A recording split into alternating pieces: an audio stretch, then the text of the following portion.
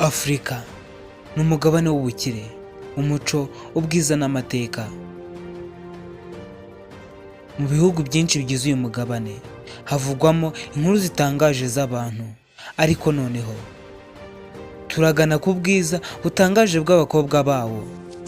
Tugiye gutembera ibihugu 10 bikunze kuvugwaho ko bifite abakobwa beza muri Afurika. Ese uratekereza igihugu cyacu cy'u Rwanda kiri ku mwanya wa kangahe? Icyo ngusaba no kugumana nanjye paka ino video irangiye. Reka duhere ku gihugu kiri ku mwanya wa 10 mu bihugu 10 bifite abakobwa beza muri Afurika. Ku mwanya wa 10 turasanga igihugu cyitwa Sudan.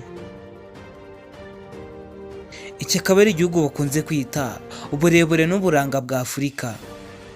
Muri Sudani na South Sudan, abakobwa bafite igihagararo kirekire, amaso y'icyifuzo n'uburanga bw'umwimerere, birangwa no kwiyubaha ndetse no gutuza. Bikabagira igihugu cya 10 gifite abakobwa beza muri Afurika. Reka twikomeze ku mwanya wa 9. Senegal, elegance yo ku rwego rwo hejuru. Mu gihugu cyaba Griot ndetse n'abahanzi b'imena, abakobwa ba Senegal bazwiho kwiyitaho, kwambara neza no kugira elegance idasanzwe. Ibi bikajyana n'ubwiza burangwa n'imvugo n'icyubahiro. Reka twikomereze ku mwanya wa 8. Uganda, akaba ari abakobwa barangwa n'ikimero ndetse n'amagambo aryoshye. Uganda yamenyekanye nk'igihugu gifite abakobwa bafite shape, ubwenge no kuvuga neza. Ni abakobwa b'ishyaka ndetse n'ubupfura bwinshi cyane. Reka twikomeze ku mwanya wa 7. Mali akaba ari igihugu gifite abakobwa bafite uruhu rusize amaso y'icyifuzo. Bakaba bafite umuco no kwiyubaha bidasanzwe. Hari abakobwa bafite ubwiza bw'umwimerere bujyanye n'ubugwaneza n'ubwitonzi. Akaba icyo gituma abakobwa ba Mali baza ku mwanya wa 7. Reka twikomeze ku mwanya wa 6. Tanzania, abakobwa bazwiho kugira ururimi ruryoshye, amajwi acuritse n'uburanga butuje. Abenshi baturuka mu birwa bya Zanzibar, aho umuco n'ubwiza bihurira byose. Akaba icyo gihugu dusanga ku mwanya wa 6. Ku mwanya wa 5, South Africa, ubwiza buvanze n'imico myinshi. Afurika y'Epfo igizwe n'amoko menshi, Abazuru, Abahosa n'abandi bafite inkomoko y'Abanyaburayi. Ibi byose bihurira ku bwiza budasanzwe. Abakobwa baho bafite style yaho yihariye, confidence ndetse n'imyambarire igezweho. Reka twikomeze ku mwanya wa 4. Nigeria, akaba ari abakobwa baziho confidence n'ikimero. Nigeria ni igihugu cy'abakobwa bazi ibyo bashaka. Akaba ari abakobwa bagaragara, bafite confidence, bavugira hejuru kandi bafite imiterere izwi cyane muri Afurika yose.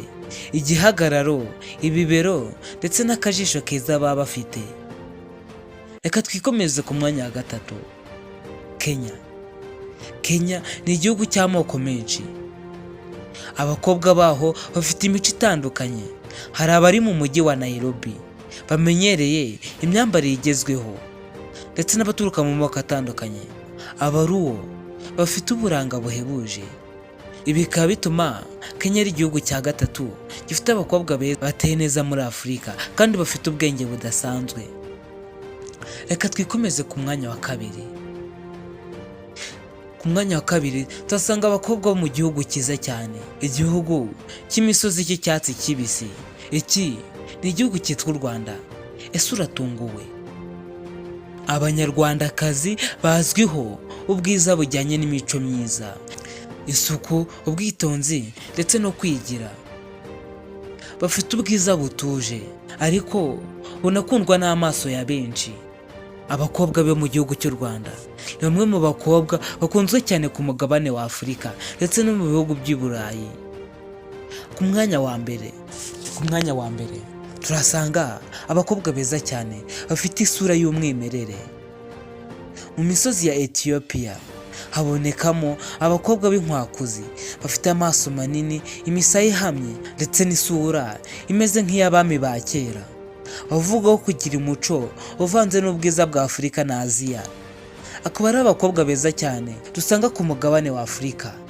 Igihugu cya Ethiopia gifite abakobwa beza cyane banakundwa no mu bihugu by'i Burayi. Ese ni ikihe gihugu wumvishe kigutunguye kitajemo watekerezaga ko cyagakwiye kuba kirimo? Twandikira icyo gihugu muri komenti. Wakoze kudukurikira. Rero ino video igushimishije kandi ukaba wumva ushaka gukurikirana ibiganiro bimeze nk'ibi, kanda subscribe maze ufungure inzogera kugira ngo udacikwa n'ibiganiro tubagezeho umunsi ku wundi. Njye mpamagara Gustave niko nitwa. Ciao ciao, hasta la vista.